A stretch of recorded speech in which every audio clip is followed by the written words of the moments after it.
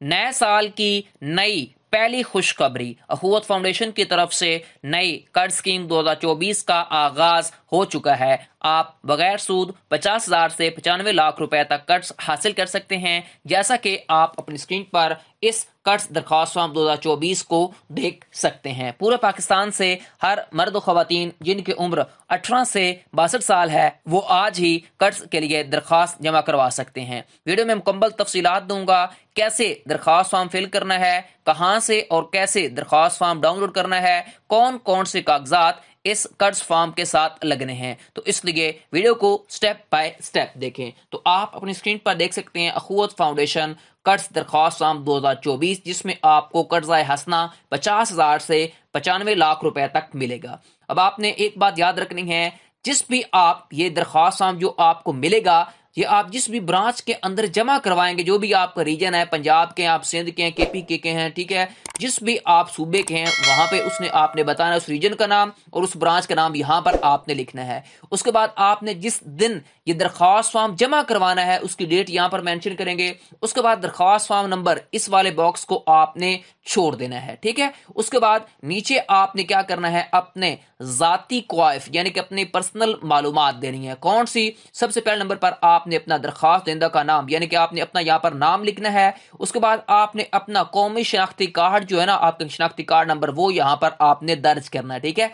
Dash वाली जगह के ऊपर आपने नंबर नहीं देना, ठीक है। तवज्जो से इस दरख्वास्त फॉर्म को फिल करना देखें, ठीक है। उसके बाद आपने अपने फादर का फिर या फिर शोर का नाम लिखना है, जो अगर खवातीन अप्लाई करने करेंगी शादीशुदा तब, ठीक है।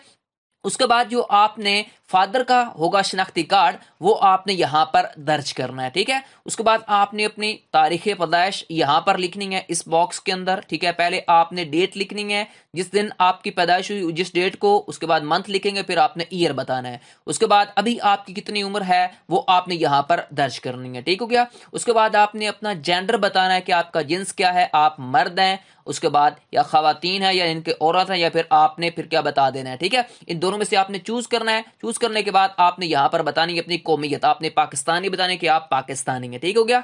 उसके बाद नेक्स्ट आपने अपनी एजुकेशनल यानी कि क्वालिफिकेशन बतानी है, ठीक है। एजुकेशन के मुतालिक आपने मिडिल पास किया तो आप यहां टिक लगाएंगे, मैट्रिक किया तो यहां पर टिक लगाएंगे, इंटरमीडिएट किया तो यहां पर जो भी आपकी तालीम होगी आपने यहां पर टिक लगा देनी है। पोस्ट ग्रेजुएट है या ग्रेजुएट है, जो भी है, ठीक है। उसके बाद आपने अपना मोबाइल नंबर यहां पर लिखना है। उसके बाद अगर घर का आपके पास लैंडलाइन नंबर है वो यहां पर आप दर्ज कर देंगे। उसके बाद अगर आप किसी दफ्तर में काम करते हैं वहां का है तो यहां पर आप वो दर्ज कर देंगे, ठीक है।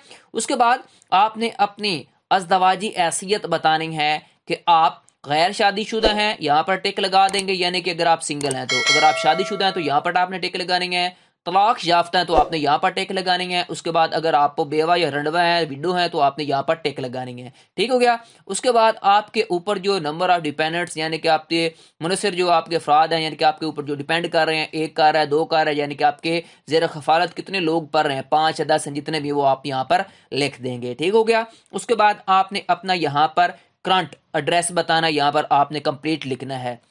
उसके बाद आपने रेजिडेंस सिंस बताना है कि कितने अरसा हो गया आपको यहाँ पर रहते हुए, रहायश की आप नोयत बताएंगे कि आपका अपना घर है या फिर आपके पेरेंट्स का है, या फिर आप क्या कह रहे हैं किराए के ऊपर रह रहे हैं। अगर आप किराए के ऊपर रह रहे हैं तो आपने यहाँ पर टिक लगा देनी है। उसके बाद हुकूमत की तरफ से फ्राहम करदा रहायश, अगर आपके पास हुकूमत की तरफ से रहायश फ्राहम करदा तो आपने यहाँ पर टिक लगा देनी है, ठीक हो गया। उसके बाद आपने अपना मुस्तकिल पता जो भी होगा वो आप यहाँ पर दर्ज कर देंगे। उसके बाद नेक्स्ट आपने नीचे आ जाना है, यहाँ पर आपने बताना है एम्प्लॉयमेंट या प्रोफेशनल इंफॉर्मेशन आपने देनी है। आपका पेशा क्या है, आप तनख्वाहदार हैं, यहाँ पर टिक लगाएंगे। अगर आपका कारोबार है यहाँ पर टिक लगाएंगे। बेरोजगार हैं यहाँ पर टिक लगाएंगे। खवातीन जो हैं, अगर आप हाउस वाइफ है तो यहाँ पर टिक लगाएंगे। अगर आप ज़राअत का काम करते हैं तो यहाँ पर आपने टिक लगा देनी है, ठीक है। अगर आप सरकारी मुलाजमीन है तो यहाँ पर टिक लगाएंगे, ठीक है। अगर इसके अलावा कोई और काम करते हैं, प्रोफेशन है, तो आपने यहाँ पर वो बता देना है, ठीक हो गया। उसके बाद नेम ऑफ एम्प्लॉयर आपने अपना बताना है कि क्या काम आप करते हैं। उसके बाद बिजनेस का आपने पता बताना है जो भी है।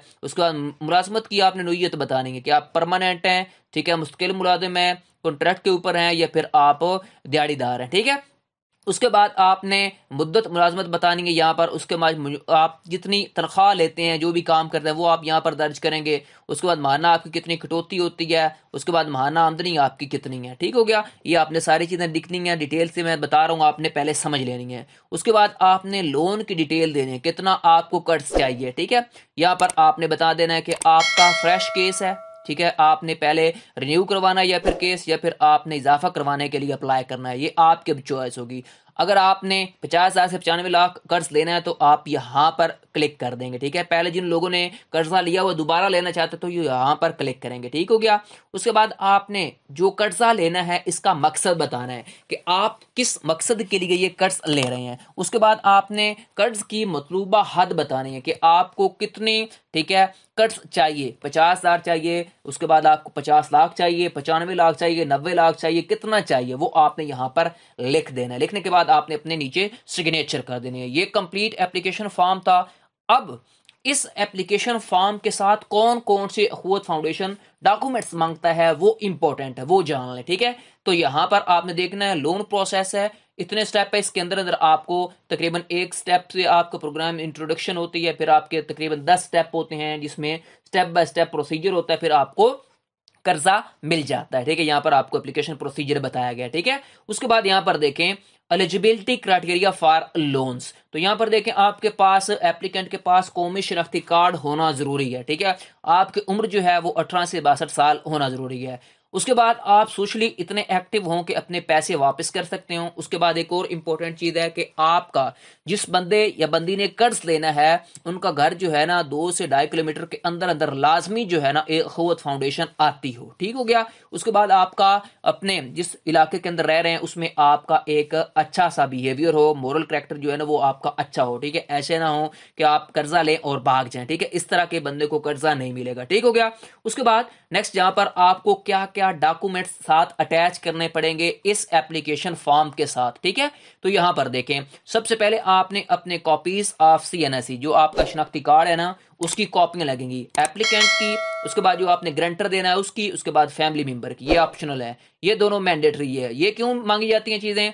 आपकी आइडेंटिफिकेशन के लिए, उसके बाद आपकी वेरिफिकेशन के लिए, ताकि डेटा के अंदर वेरिफिकेशन हो सके आपकी कि आप कौन हैं, कहां पे रहते हैं, क्या आपने डेटा एग्जैक्ट दिया हुआ है। ठीक है, उसके बाद आपने लेटेस्ट यूटिलिटी बिल की कॉपी देनी है। ठीक हो गया। इससे ये होता है कि आपके एड्रेस की वेरिफिकेशन होती है, तब ये अखुवत फाउंडेशन मांगती है। उसके बाद लेटेस्ट आपने फोटो देनी है, क्योंकि वो आपकी आइडेंटिफिकेशन होगी, इसलिए कि आप ही जो बंदे हैं वही लोन ले रहा है, कि आपकी जगह पे कोई और तो नहीं ले रहा। ठीक है, उसके बाद अगर आप शादीशुदा हैं तो आपने निकाह नामा देना है। ठीक है, इससे भी क्या होता है कि आपकी आइडेंटिफिकेशन ही, पहचान ही होती है। ठीक है, और यानी कि आपका केस स्ट्रांग हो जाता है, ताकि आपको कर्ज फिर जल्द से जल्द मिलता है। ठीक है, जितना आपको चाहिए। ठीक हो गया। ये रिक्वायर्ड डॉक्यूमेंट हैं जो आपने इस एप्लीकेशन फॉर्म के साथ लगाने हैं। उसके बाद मैं आपको बताता हूं कि आपने किस तरह डाउनलोड करना है। अभी मजीद जो है 8 स्कीम है खुद फाउंडेशन ने ओपन की हैं, उसमें भी आप अप्लाई कर सकते हैं, वो भी मैं आपको बताता चलता हूं। ठीक है, फिर मैं एंड पे आपको बताऊंगा किस तरह आपने ये दरख्वास्त फॉर्म लेना है। तो यहां पर देखें पहली जो स्कीम है वो है फैमिली इंटरप्राइज लोन। ठीक है, फैमिली इंटरप्राइज लोन में आप 10,000 से 50,000 रुपए तक यानी कि लोन ले सकते हैं 10 मंथ से 36 मंथ के लिए, जिसमें आप यहां पर देख सकते हैं जीरो इंटरेस्ट यानी कि बिल्कुल सूद से पाक आपको कर्ज मिलेगा। ठीक हो गया। सिर्फ आपसे इनिशियल फीस 200 रुपया ली जाएगी। ठीक हो गया। उसके बाद नेक्स्ट दूसरे नंबर पर जो लोन है, लोन स्कीम है, वो है एग्रीकल्चर लोन।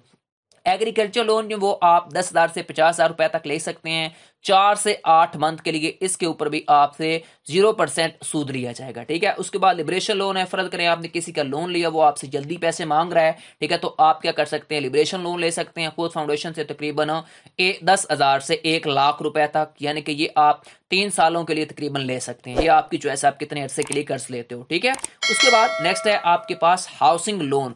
आप घर बनाने के लिए, घर की तामीर के लिए आप ये कर्ज हासिल कर सकते हैं 30,000 से 1 लाख रुपए तक तकरीबन 36 मंथ के लिए। ये भी बगैर सूद के आपको कर्ज मिलेगा और इसकी फीस सिर्फ 200 रुपया है। ठीक हो गया। उसके बाद नेक्स्ट हमारे पास 5वें नंबर पर है, वो है एजुकेशन लोन। अगर आप बच्चों की पढ़ाई के लिए कुछ फीस वगैरह देना चाहते हैं तो आप एजुकेशन लोन ले सकते हैं, जिसमें आपको 10,000 से 50,000 रुपए तक कर्ज मिलेगा 2 सालों के लिए। ठीक है, अभी आपकी चॉइस होगी, आप 1 साल के लिए कर्ज लेना चाहते हैं, 2 के लिए या 3 के लिए। ठीक है, उसके बाद नेक्स्ट हमारे पास है वो है हेल्थ लोन, फर्ज करें आपने कोई अपने बीमारी में आपको पड़ गई है, ठीक है, तो आप अपनी बीमारी के लिए कुछ मेडिसिन वगैरह लेना चाहते हैं, इलाज करवाना चाहते हैं, तो आप ये कर्ज हासिल कर सकते हैं 10,000 से 50,000 रुपए तक, तकरीबन आपको 2 सालों के लिए ये कर्ज मिलेगा, ठीक है। उसके बाद नेक्स्ट है मैरिज लोन।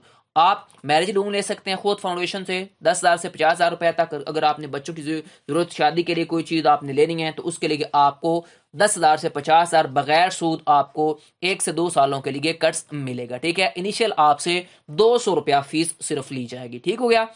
उसके बाद नेक्स्ट आप इमरजेंसी लोन हासिल कर सकते हैं अखूत फाउंडेशन से, जिसमें आपको 10,000 से 50,000 रुपया फर्ज करें आपको इमरजेंसी जरूरत पड़ गई पैसों की, तो कोई और बंदा नहीं दे रहा, तो आप अखूत फाउंडेशन में अप्लाई करके आप ये कर्ज हासिल कर सकते हैं तकरीबन 1 से 2 सालों के लिए, ठीक है। सिर्फ आपसे 200 रुपया फीस ली जाएगी और आपसे एक्स्ट्रा चार्जेस वगैरह कुछ भी नहीं जाएंगे, ठीक है। बगैर सूद आपको जितने भी ये 8 स्कीमें मैंने आपको बताई हैं, इनके अंदर बगैर सूद आपको पैसा मिलेगा, ठीक है।